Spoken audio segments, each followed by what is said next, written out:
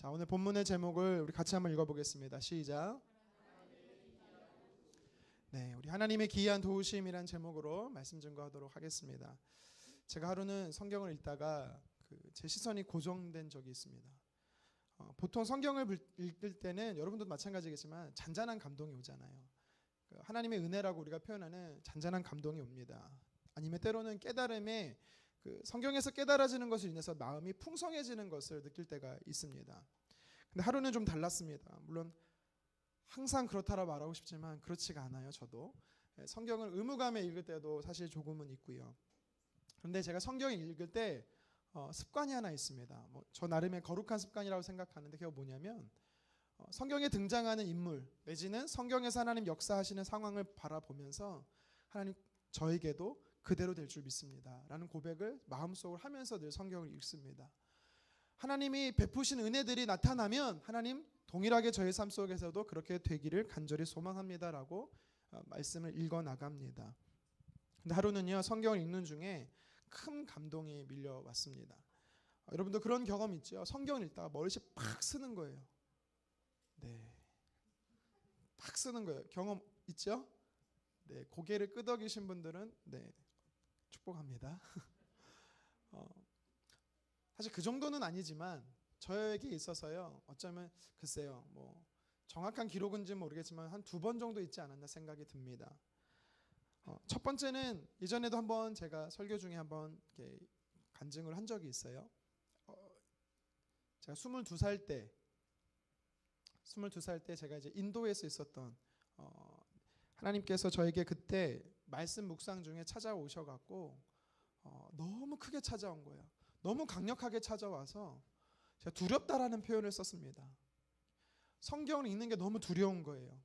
왜냐하면 활자가 살아있다라는 느낌을 기록된 활자가 뭔가 움직이는 듯한 살아있다라는 그런 느낌을 확 받아갖고 하나님이 말씀하시는데 이렇게 말씀하십니다. 네가 이렇게 될 것이다. 내가 이렇게 될 것이다. 여러분 죄송합니다. 솔직히 20년 전이라 잘 기억이 나진 않아요. 하나님 뭐라고 말씀하셨는지.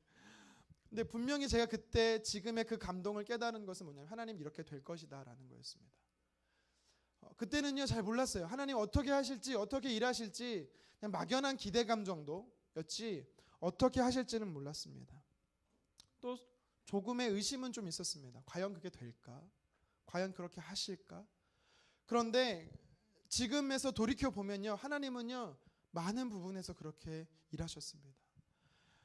저의 하나님은 어떠한 하나님이냐면 예측 불가능한 하나님이세요. 무슨 말이냐면 제가 어느 정도 이제 하나님 이렇게 역사하시겠다라고 예측을 하면 하나님은 그 이상의 제가 계획한 그 이상의 것으로 하나님께서 일하시는 분이십니다. 그래서 지금도 기도할 때 이렇게 기도합니다. 하나님 분명히 그때 약속하셨던 그 약속 이루어지기를 소망합니다. 그렇게 바라면서 간절히 기도합니다. 얼마 전에 동일한 은혜가 좀 있었어요. 여러분 잠깐 제가 깨알 광고 하나 하겠습니다. 제가 어디서 은혜를 받았다고요? 인도에서 받았습니다. 인도 콜카타에서. 우리가 8월 때 어디 가죠? 인도를 갑니다. 어디로 갈까요? 콜카타로 갑니다. 저에게 있어서 인도는 약속의 땅입니다. 그래서요 5번 갔거든요. 지금까지 5번을 갔는데 갈 때마다 기대가 돼요. 갈 때마다 항상 하나님 앞에 하나님 저에게 주실 말씀이 무엇입니까? 하나님 또 이번에는 어떤 일을 행하실 것입니까? 라는 기대감이 있습니다. 여러분 전 지금도 이번에도 기대감이 있습니다. 여러분 저에게 찾아오신 하나님이 여러분에게도 찾아가시는 줄 믿습니다. 자, 같이 가야죠. 다시요. 처음부터. 제가 어느 날 성경을 읽다가 여러분 혹시 갈등하시는 분 있으면 믿음으로 반응하셨으면 좋겠습니다. 하나님께서요 놀라운 은혜를 베푸실 것입니다. 약속의 땅인 그곳에서 하나님 은혜를 베푸실 줄 믿습니다. 자, 얼마 전에 제가 성경을 읽다가 비슷한 경험은 그때 인도에서 받았던 은혜는 아닐 수 있지만 저의 마음에 탁 머물게 하는 성경 구절이 있었습니다. 요새 글쎄요 늘 말씀 묵상하는 거에 대해서 부담감이 제 안에 있습니다. 그래서 제자 훈련하신 분들 알겠지만 말씀 묵상하지 않으면 그날 밥을 먹지 않았습니다. 네. 다 그렇지 않아요? 요새 제가 말씀 묵상을 너무 많이 해갖고 살이 네, 너무 많이 쪘어요.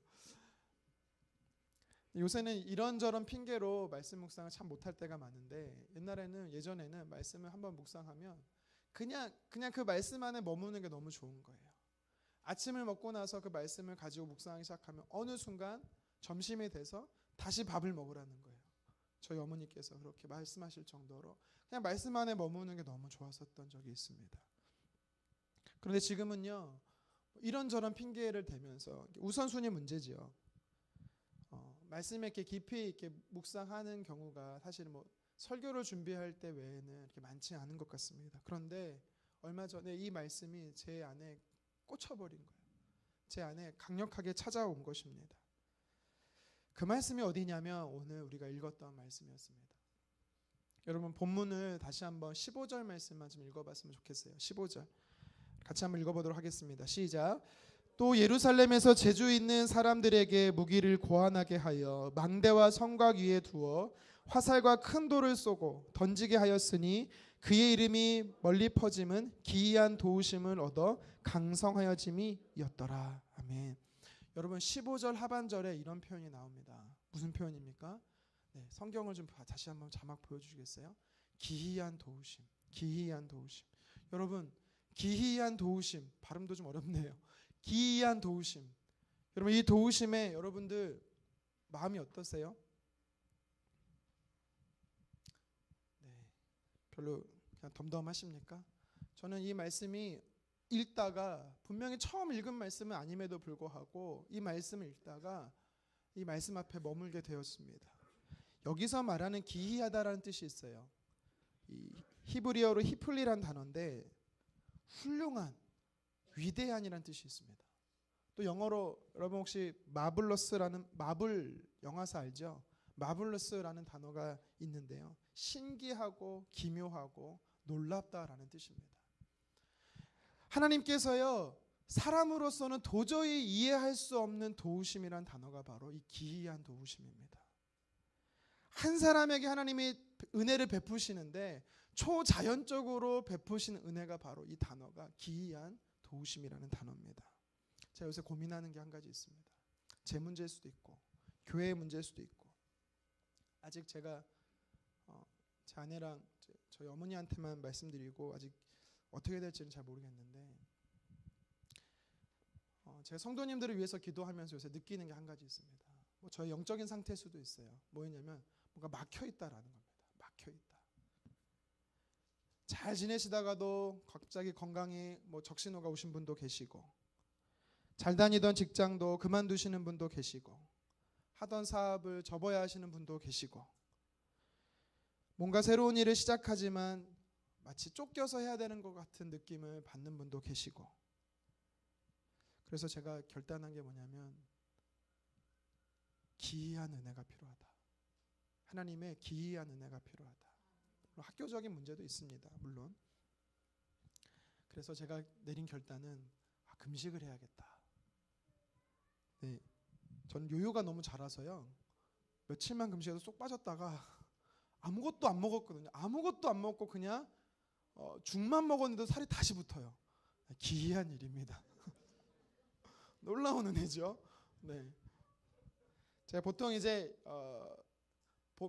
학기 중에 학기에 한 번 정도 한 5일 정도 7일 정도 이렇게 한 번씩 금식하는 습관을 좀 들여야겠다 해서 시작을 했었는데 이번에는 한 40일은 못하고 40일은 겁이 나서 5월 26일이 새생명 축제입니다. 그래서 새생명 축제를 앞두고 학교 일정에 좀 조절이 가능하다면 한 3주 정도 금식을 하려고 합니다. 여러분 기도해 주셨으면 좋겠습니다.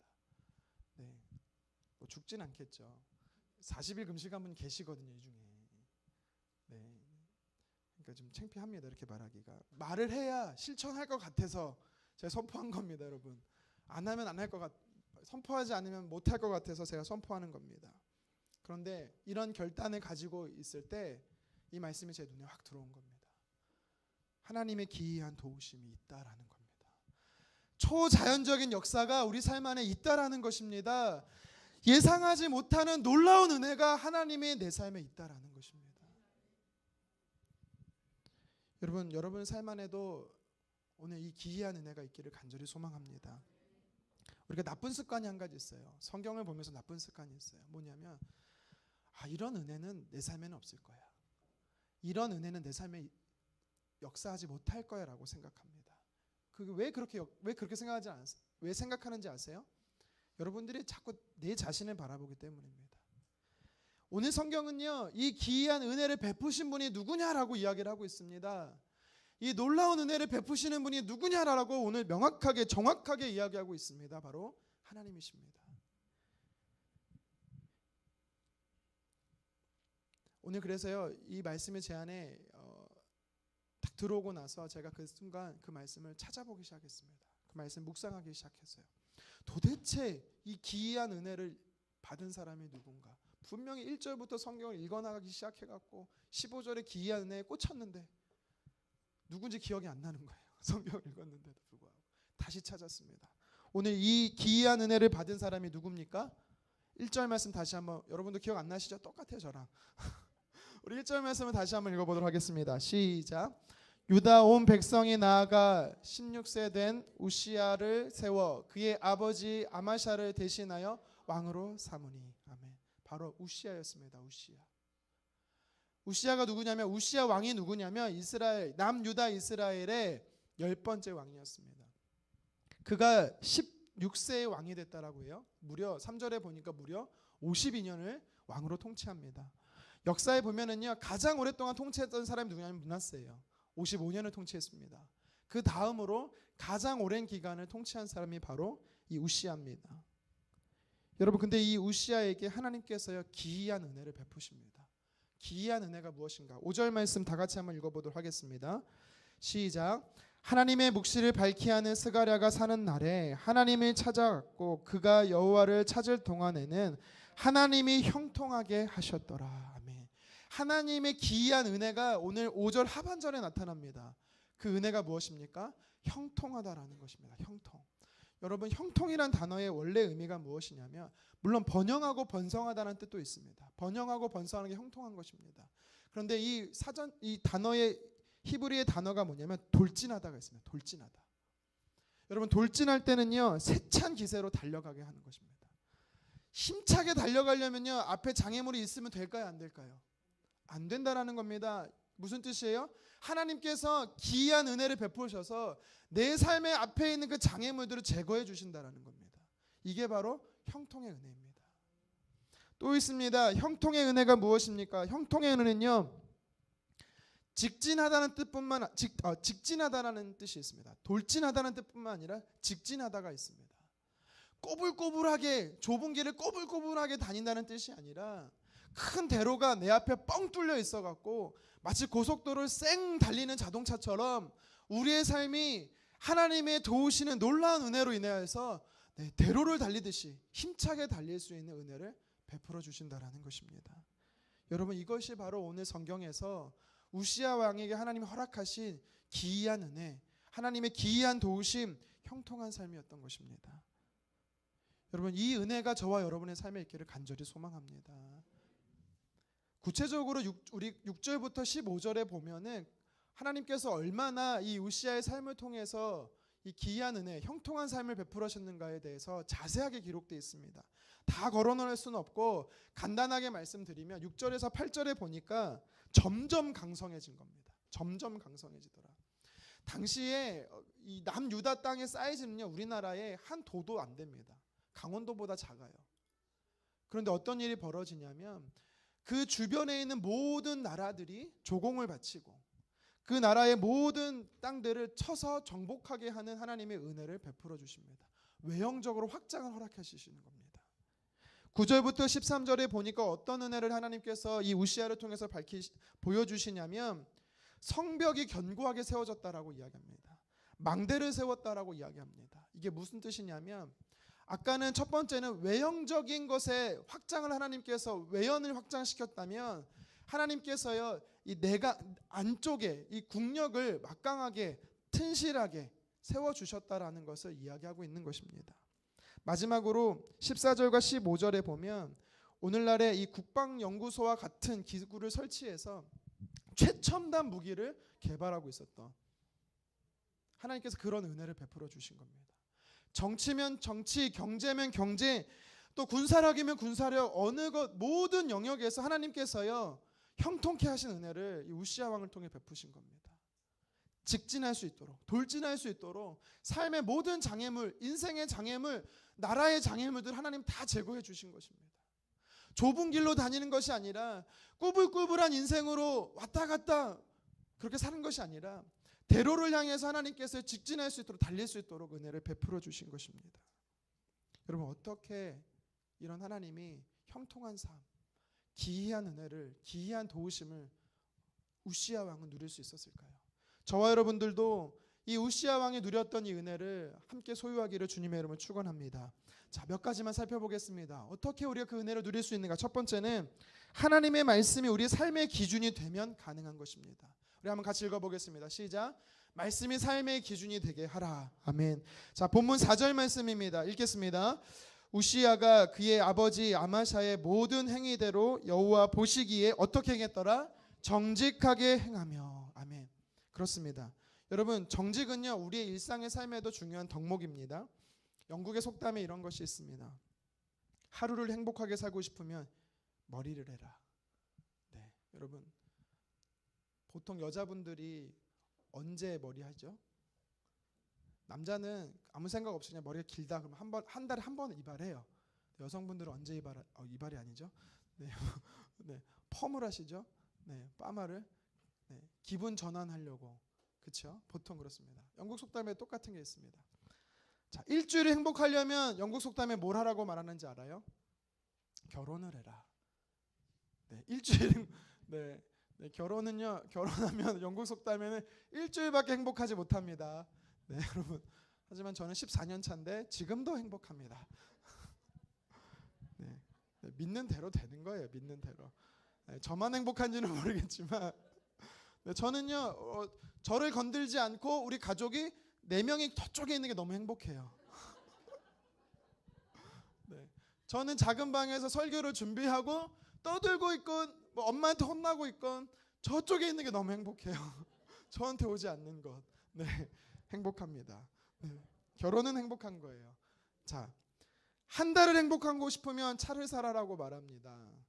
1년을 행복하고 싶으면 집을 사라라고 해요. 뭐 맞는 말도 있고 틀린 말도 있지요. 그런데 이런 말이 있습니다. 일평생 행복하고 싶으면 정직한 사람이 되라. 정직함이 평생 행복을 가져온다라고 영국 속담에 이렇게 얘기를 합니다. 프랭크 베트거가 쓴 실패에서 성공이라는 책에 보면 성공한 사람이 되려면 정직한 미소를 지어라 라고 얘기해요. 그래서 제가 고민합니다. 정직한 미소가 뭘까? 이게 정직한 미소일까?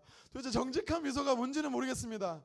그러니까 삶이 정직한 게 마음으로 정직한 게 본성이 정직한 게 얼굴로 나타난다는 의미가 아닐까 생각이 듭니다. 프란시스 후쿠야마는 이런 말합니다. 그 나라가 부강하려면 정직한 백성들이 되어야 된다라고 이야기합니다. 정직이라는 단어는요 사전적으로 찾아보면 거짓이나 꾸밈이 없이 바르고 곧은 마음의 상태를 이야기합니다.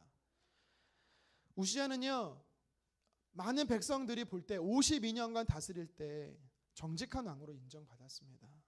여러분 근데 사실 성경에서 말하는 이 정직함은요 어떤 윤리적이나 도덕적 차원의 곧은 마음을 이야기하는 것이 아닙니다. 오늘 성경이 말하는 정직하다라는 뜻의 의미는 이 하이야샤르라는 히브리어로요 무슨 뜻이냐면 말씀대로 살았다라는 뜻이에요. 쉽게 말하면 하나님의 계명대로 지켜 행했다라는 것입니다.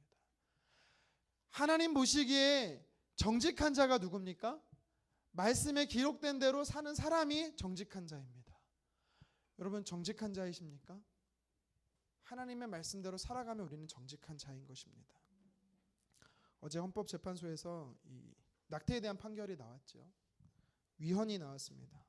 물론 이제 권고문이 나온 거죠. 1년 동안 이 법을 바꿔라, 수정해라라는 권고가 나온 겁니다. 그런데 여러분 그리스도인으로 세상에 살면서 이제 정직하게 행하기가 너무 어려워졌습니다. 무슨 뜻이에요? 그리스도인으로서 하나님의 말씀에 순종하며 살기 힘든 시대가 되었다라는 것입니다. 여러분, 성경에 뭐라고 말하고 있습니까? 생명의 주관자가 누구라고 나오고 있습니까? 하나님이십니다. 살고 죽는 것은 하나님의 뜻 안에, 하나님의 권한 안에 들어가 있다라고 말합니다. 그래서 하나님의 주권이라고 이야기합니다. 우리 예레미야 1장 5절을 한번 읽어보도록 하겠습니다. 시작. 내가 너를 모태에 짓기 전에 너를 알았고 내가 배에서 나오기 전에 너를 성별하였고 너를 여러 나라의 선지자로 세웠노라 하시기로. 남자냐 여자냐 이 구분부터 하나님이 이미 알고 계신다, 작정하셨다란 말입니다. 심지어 어머니 뱃속에서 임신하기 전부터 내가 너를 알고 있다라고 이야기를 합니다. 무슨 뜻입니까? 하나님께서 생명을 주관하신다라는 하나님께 전적인 하나님의 계획하심 가운데 사람이 죽고 산다라는 것을 분명히 성경은 이야기하고 있는 것입니다. 그런데 어제 이 헌법재판소의 판결문이 아니라 판결을 제가 기사로 보면서 느낀 것이 있습니다. 이제 생명은 사람 손에 달려있다라는 것입니다. 내가 선택할 수 있고,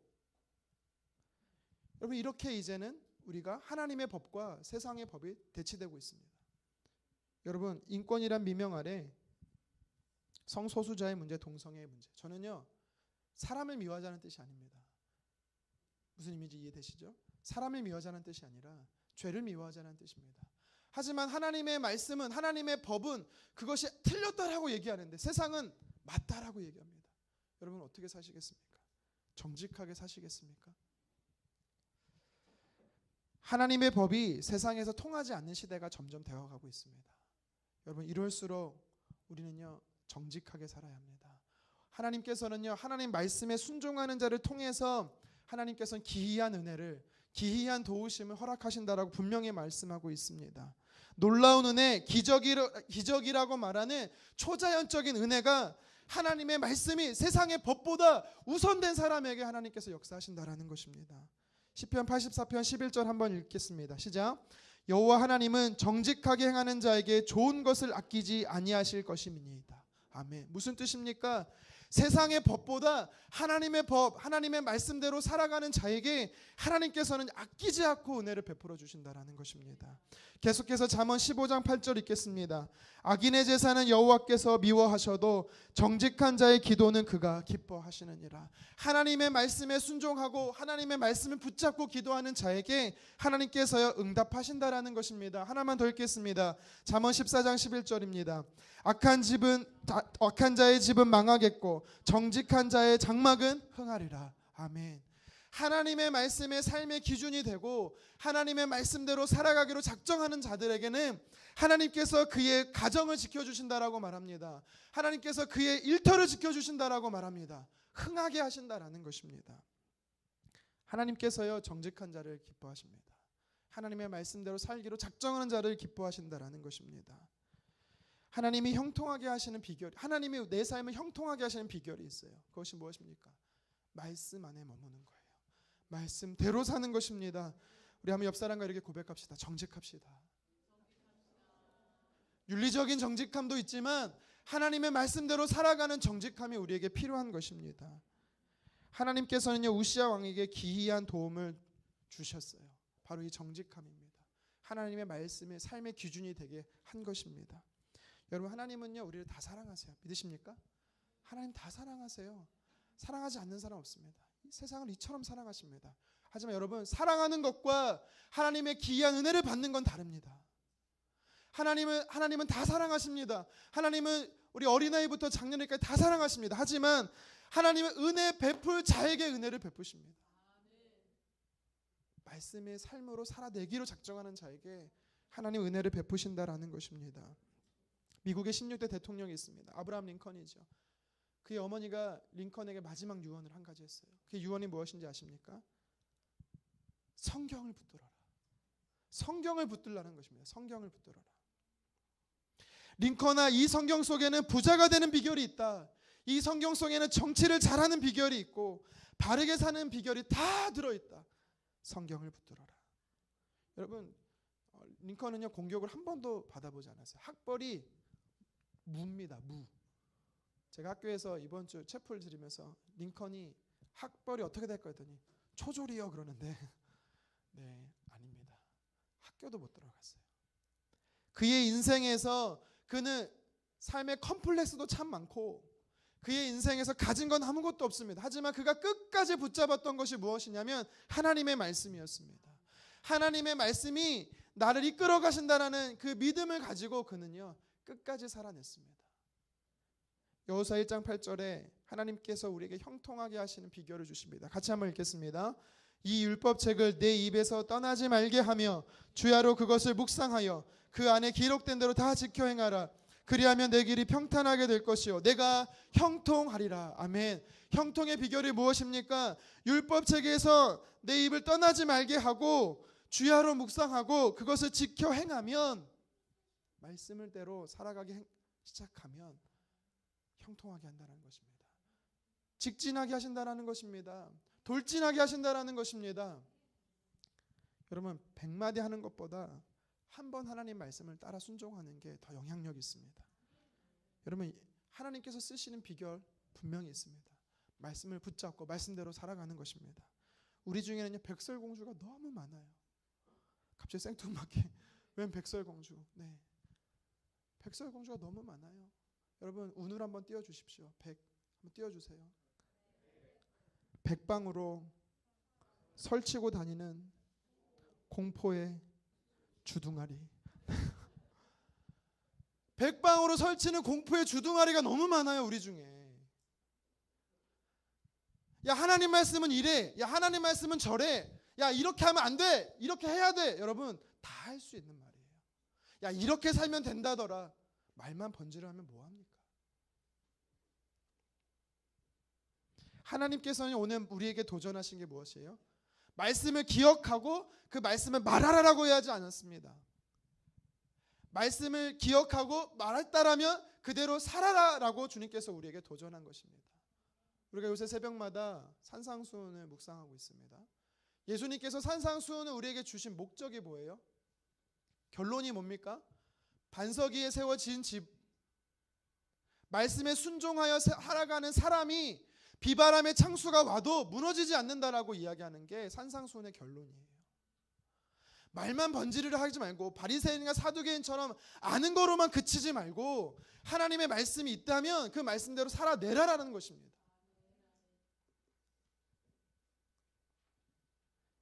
청산유수같이 말만 잘하지 마시고 사람에게 보이는 앞에서만 말하지 말고 정말 정직하게 하나님의 말씀대로 내가 혼자 있을 때라 할지라도 하나님의 말씀대로 사는 저와 여러분 되기를 간절히 소망합니다. 계속해서 성경에 보면 하나님께서 이 우시야 왕을 통해서요 기이한 도우심, 우리가 기적이라고 말하고 놀랍다라고 말하는 경이로운 하나님의 은혜가 우리의 삶에 어떻게 나타날 수 있을까? 자, 우리 계속해서 5절 말씀을 한번 읽어봤으면 좋겠습니다. 시작. 하나님의 묵시를 밝히 아는 스가랴가 사는 날에 하나님을 찾았고 그가 여호와를 찾을 동안에는 하나님이 형통하게 하셨더라. 아멘. 여러분 하나님이 저와 여러분들에게 형통의 은혜, 기이한 하나님의 도우심을 받으려면 바로 하나님을 전심으로 찾는 것입니다. 여러분 기억하십시오. 우리가 하나님을 찾으면 하나님은요 우리에게 은혜를 베풀어 주십니다. 우시야 이름이 뭔지 아십니까? 우시야. 물론 그가 이제 이름이 두 개긴 해요. 아사랴라는 이름도 있긴 한데 우시야의 이름의 뜻이 있습니다. 하나님은 나의 능력이다라는 것입니다. 하나님은 나의 힘이다라는 것입니다.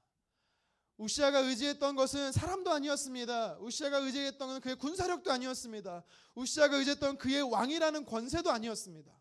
그가 정말 의지했던 것은 그 이름의 뜻과 같이 하나님의 능력이었던 것입니다.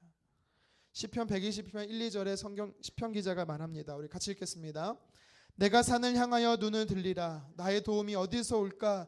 나의 도움은 천지를 지으신 여호와에게서로다. 아멘. 여러분 여기서 내가 눈을 들리라는 말이 나옵니다. 여러분 하나님을 찾는다라는 뜻이 무슨 뜻인지 아십니까? 하나님을 바라본다는 것입니다. 영어로 말하면 see예요. see, look, watch 여러분 본다는 뜻 다 있겠지만 하나님을 바라본다라는 뜻이 바로 하나님을 찾는다라는 뜻입니다. 또 다른 의미가 있다면 하나님을 의지한다라는 것입니다. 능력의 하나님을 내가 바라봄으로 그 하나님은 내가 의지하겠습니다라는 것이 바로 하나님을 찾는다라는 것입니다. 오늘 시편 기자가 뭐라고 말하죠? 나의 도움이 어디서 올고 높은 곳을 바라보면서 나의 도움이 어디서 오냐라고 외치고 있습니다. 여러분, 그가 바라봤던 곳은 어디입니까? 예루살렘 성전이 있었던 산이기도 하지만 여기서 말하는 의미는 하나님의 보좌를 바라봤다라는 것입니다. 능력의 근원이 되시는 하나님을 바라보자라는 것입니다. 바울도 그래서 똑같은 말을 고백합니다. 골로새서 3장 1절에 보니까 위의 것을 찾으라, 위의 것을 바라보라. 그러면서 골로새서 3장 2절에 이렇게 말합니다. 같이 읽겠습니다. 위의 것을 생각하고 땅의 것을 생각하지 말라. 하나님을 의지하지 사람을 의지하지 말라라는 것입니다. 하나님을 의지하지 환경을 의지하지 말라라는 것입니다. 여러분, 근데 우리는 너무나 거꾸로예요. 거꾸로. 내가 바라봐야 할 것은 성전이고 하나님의 보좌인데 자꾸 땅의 것을 바라보려고 합니다. 사람을 의지하려고 합니다. 여러분, 그리스도인의 신앙생활은 위의 것을 바라보는 것입니다. 전심으로 하나님을 찾는 것입니다. 찾는 자에게 하나님께서 만나주시겠다라고 분명히 약속하고 계십니다. 우리가 찬송가 491장이 우리가 잘 아는 찬양인데요. 존슨 오토만이 이 찬양을 지었습니다. 저 높은 곳을 향하여 날마다 나아갑니다. 내 뜻과 정성 모아서 날마다 기도합니다. 내 주여 나를 내 말 붙드사 그곳에 있게 하소서. 그것은 빛과 사랑이 언제나 넘치옵니다. 여러분, 이 찬양을 주로 언제 부르죠? 장례식장에서 부르죠. 사실은 장례식장 노래로 만들어진 게 아니에요. 이 골로새서 3장의 2장 말씀처럼 위의 것을 바라보라, 하나님을 찾으라는 뜻에서 매일매일 내가 하나님의 임재 안으로 나아간다는 고백 속에서 이것이 만들어진 겁니다. 근데 우리는 주로 장례식에서 부르죠. 여러분, 같이 한번 불러볼까요? 저 높은 곳을 향하여 날마다 나아갑니다. 내 뜻과 정성 모아서 날마다 기도합니다. 내 주여 내 맘 붙드사 그곳에 있게 하소서. 그곳은 빛과 사랑이 언제나 넘치옵니다. 여러분, 날마다 우리는 저 높은 곳을 바라봐야 되는 것입니다. 성전을 향하던 순례자들이 나의 도움은 하나님께 있습니다라고 고백하며 하나님 품으로 나아갔던 것처럼 저와 여러분들도 날마다 땅의 것을 바라보는 것이 아니라, 여러분, 우리가 땅의 것을 바라보게 되면 실족할 수밖에 없습니다. 땅의 것을 바라보면 낙심할 수밖에 없어요. 절망할 수밖에 없어요. 그러나 하나님을 바라보고 하나님의 보좌를 바라보고 능력을 베푸시는 하나님의 보좌를 바라볼 때 하나님께서 위의 것에서 우리에게 은혜를 베푸시겠다라고 말씀합니다. 신명기 4장 29절에 말합니다. 같이 읽겠습니다. 그러나 내가 거기서 내 하나님 여호와를 찾게 되리니 만일 마음을 다하고 뜻을 다하여 그를 찾으며 만나리라. 아멘. 우리가 바라볼 때마다, 우리의 시선을 하나님께 고정할 때마다, 하나님을 향해서 우리가 기도할 때마다 하나님께서 만나주시겠다라는 것입니다. 아모스서 5장 6절 상반절은 말합니다. 읽겠습니다. 너희는 여호와를 찾으라. 그리하면 살리라. 여러분, 우리가 어떻게 하면 살 수가 있습니까? 여러분, 우리가 날마다 죽어가고 있어요. 왜 죽어가고 있는지 아십니까? 우리가 자꾸 아래 것을 바라보기 때문에, 땅의 것을 바라보기 때문에, 사람을 의지하기 때문에, 환경을 의지하기 때문에 우리가 오늘도 죽어가고 있는 겁니다. 근데 성경은 뭐라고 말합니까? 우리가 하나님을 찾을 때 산다라는 것입니다.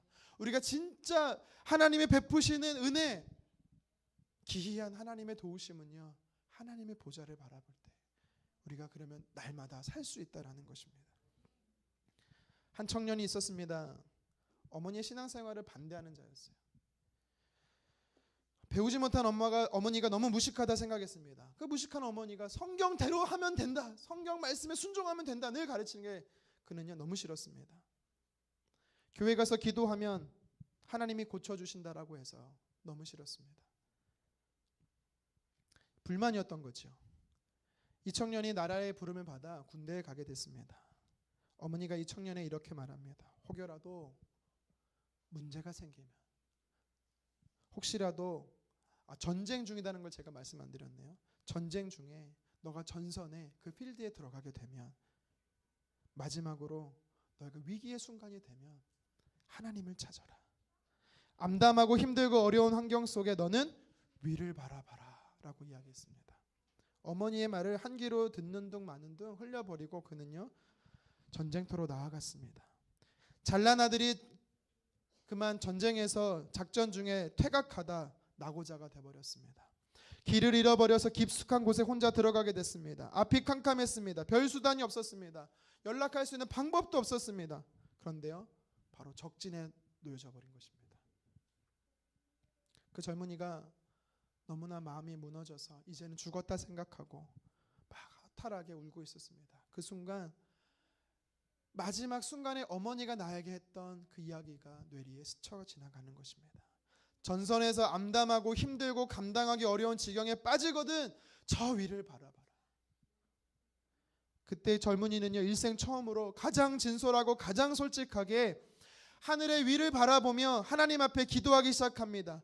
절박하게 기도하기 시작합니다. 하나님 나를 살려주십시오. 하나님 나를 구원해 주십시오. 하나님 나를 기억해 주십시오. 한 번도 기도해 본 적 없었지만 그는 하늘의 하나님을 바라보며 그는 기도했습니다. 그런데 거짓말처럼 그는요 그 적재 현장에서 나중에 구출되게 됩니다. 하나님의 기이한 도우심이 바로 이런 것입니다. 이스라엘 백성들을 보십시오. 앞으로는 홍해가 막고 있었습니다. 뒤로는요 쫓는 애굽의 군사들이 있었습니다. 양옆으로는요 절벽이 가로막고 있었습니다. 사면초가입니다. 우겨쌈을 당하고 있습니다. 그렇지만 그때 하나님이 이스라엘 백성들에게 뭐라고 말합니까? 너희는 가만히 있고 내가 너의 하나님의 됨을 바라보라 라고 말씀하셨습니다. 그때 이스라엘 백성들이 할 수 있는 것은 위로 하나님을 바라보는 것밖에 없었습니다. 여러분 그때 하나님의 기이한 도우심이 일어나는 것입니다. 우리가요 아침부터 일어나서 마지막 잠을 자는 동안에 너무나 당연하다라는 것이 당연하다 생각하는 것들이 많습니다. 당연히 일어나는 것도 아침에 일어나는 것도 너무나 당연하고 내가 일할 수 있는 삶의 현장에 있는 것도 당연하고 내가 일해서 돈을 받는 것도 너무나 당연하고 마실 수 있는 거, 먹을 수 있는 거, 걸어 다닐 수 있는 거, 뭘 할 수 있다는 거 너무나 당연하다 생각을 합니다. 여러분 그런데 하나님의 도우심이 없으면 절대 불가능한 것입니다. 하나님께서 우리에게 기이한 도움을 허락하고 계시기 때문에 여러분들이 당연하다라고 여기는 것들이 우리에게 정말 당연한 것이 되고 있는 것입니다. 여러분 지금 우리는요 하나님을 찾아야 합니다. 하나님을 바라봐야 하는 것입니다. 하나님의 기이한 도우심을 받기 위해서 형통한 삶이 되기 위해서 우리는요 하나님을요 바라봐야 되는 것이죠. 그런데 오늘 본문 5절 다시 한번 읽어봤으면 좋겠어요. 다시 한번 읽겠습니다. 시작. 하나님의 묵시를 밝히 하는 스가랴가 사는 날에 하나님을 찾았고 그가 여호와를 찾을 동안에는 하나님이 형통하게 하셨더라. 여러분 자막 계속 띄워주세요. 하나님이 언제 형통하게 하셨대요? 언제? 하나님을 찾는 동안에. 여러분 이게 무슨 말인지 아세요? 전제하는 조건이 있어요. 하나님을 찾으면 하나님 만나주시고 하나님의 기이한 은혜를 베풀어 주신다라는 것입니다. 하지만 반대로 하나님을 찾지 않으면 하나님의 기이한 은혜를 베푸실 수 없다라는 것입니다. 여러분 우리가 15절까지만 읽었어요. 15절까지만 읽었을 때 우시아라는 사람은 하나님 보시기에 굉장히 성공한 인생입니다. 그런데 여러분 우리가 이 16절부터 읽지는 않았습니다. 근데 16절부터 하반절은 그가 하나님을 찾지 않습니다.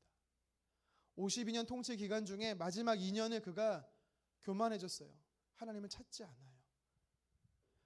말씀의 계명 따라 삶의 기준으로 여기지 않습니다. 분명히 성전에서 제사의 역할은 제사장만 하라라고 하나님께서 이야기했음에도 불구하고 이 우시아는요 스스로가 자기가 제사를 집례하려고 했습니다. 마치 사울 왕처럼. 어떤 일이 벌어진지 아십니까? 우리 같이 한번 역대하 26장 21절 같이 한번 읽어보도록 하겠습니다. 시작. 우시아 왕이 죽는 날까지 나병 환자가 되었고 나병 환자가 되매 여호와의 전선에서 끊어져 별궁에 살았으므로 그의 아들 요담이 왕궁을 관리하며 백성을 다스렸더라. 아멘. 그가 분명히 하나님께서 함께 하셨어요. 하나님의 말씀에 순종했고 삶의 기준으로 여겼고 또 하나님만 바라보는 자였습니다. 하나님을 의지하는 자였어요. 하나님을 찾는 자였어요. 그런데 어느 순간에 왜 그랬는지 정확히는 모르겠지만 그가 하나님을 찾지 않았어요. 어떤 일이 벌어집니까? 땅의 것을 바라봤더니 그의 삶에 문둥병, 나병이 되었다는 것입니다. 저와 여러분들에게도 동일하게 도전하고 계십니다. 나의 능력이 되시는 하나님을 찾으라. 나의 능력의 근원이 되시는 하나님만 의지해라. 우리의 시선을 하나님께 고정해라. 그러면 기이한 도우심을 반드시 너의 삶 안에, 너의 가정 안에, 너의 일터 안에 베풀어 주시겠다라는 것입니다. 사람을 의지하거나 환경을 의지하거나 땅의 것을 바라보지 말라라는 것입니다. 여러분, 한 가지가 더 있는데 제가 사실 말씀을 다 묵상을 못해서 나누지는 못하겠지만 간단하게 기록하면 오늘 5절에 보면 어떤 일이냐면 스가랴라는 사람이 나옵니다. 스가랴는요 선지자예요. 그는요 믿음의 동역자였습니다. 하나님의 말씀을 찾을 수 있도록 돕는 사람이 우리 안에 있어야 된다라는 거예요. 여러분, 이것은 무슨 뜻이냐면 교회 안에 목회자, 교육자에 대한 말도 있지만 그것보다 저에게 여러분에게 적용하고 싶은 건 한 가지가 있으면 뭐냐면 믿음의 공동체가 중요하다라는 것입니다. 여러분의 삶 안에 하나님을 찾을 수 있도록 돕는, 여러분의 삶을 말씀으로 도전할 수 있는 믿음의 동역자가 필요하다라는 것입니다. 순장님이 되실 수도 있고요. 목자님이 되실 수도 있고요. 여러분 삶의 믿음의 동역자가 중요합니다. 그럴 때 우리가 하나님을 찾을 수 있는 것입니다. 말씀을 정리합니다. 하나님의 말씀은 내 삶의 기준으로 삼고 사는 이 순종의 삶을 살기를 주님의 이름으로 축원합니다. 세상은요 가만두지 않을 겁니다. 세상은요 호락호락하지 않을 겁니다. 여러분, 무엇을 타협하겠습니까? 세상의 법이 이쪽으로 가라 하면 여러분 다 이쪽으로 가겠습니까? 하나님의 뜻이 이쪽이다라고 말하면 여러분 그 길이 협착하고 좁은 길이라 할지라도 우리는 반대로 가야 되는 것입니다. 하나님의 말씀이 우리의 삶의 기준 되기를 간절히 원합니다. 이제 우리가 바라봐야 할 것, 우리가 의지의 대상은요 위의 것 하나님이심을 여러분 믿음으로 축원합니다. 하나님만이 저와 여러분 삶의 능력자 되시고 도우시는 분이심을 믿으시기를 간절히 바랍니다. 여러분, 말씀을 지켜 사는 거 너무 힘들어요. 힘들어요. 그리고 하나님만 바라보는 거 너무 힘들어요. 왜? 변화가 없는 것 같아요. 힘들어요. 여러분, 근데 성경은 이렇게 도전하고 있어요. 뭔가를 내가 하고 뭔가를 내가 끊임없이 해야 하니까 힘들다라는 것입니다. 여러분, 생각을 마인드를 좀 바꿔보세요. 이 약속의 말씀이 진짜라면 내가 하나님을 바라보고 그 말씀을 내 삶에 실천하기 시작할 때 일하시는 하나님이 있다라는 것을 기대하셨으면 좋겠습니다. 여호와를 앙망하라라고 말합니다. 여호와를 소망하라고 말합니다. 기대하라는 뜻입니다. 너의 삶 안에 내가 어떻게 일하는지 바라보라라는 것입니다. 여호와를 앙망하는 자에게 하나님이 어떤 일을 베푸신다라고 말합니까? 여호와를 소망하는 자에게 하나님께서 새 힘을 주시겠다라고 말하고 있습니다. 독수리 날개치며 올라간다. 삶의 비상을 허락하신다라고 말하고 있습니다. 달리기를 열심히 해도 우리는 지치지 않는다라고 말합니다. 피곤하지 않는다라고 이야기합니다. 그렇게 하나님이 우리의 삶 안에 역사하시는 분이다라는 겁니다. 내 삶의 기준으로 삼고 하나님의 말씀을 기준으로 삼고 그 말씀을 순종하기 시작할 때, 또 하나님의 말씀을 믿고 하나님만을 바라보며 하나님이 내 삶 안에 어떻게 일하실 걸 기대하면 여러분, 놀라운 은혜, 기이한 도우심이 여러분 삶에 있기를 주님으로 축원합니다. 우리 같이 한번 찬양하고 기도하도록 하겠습니다.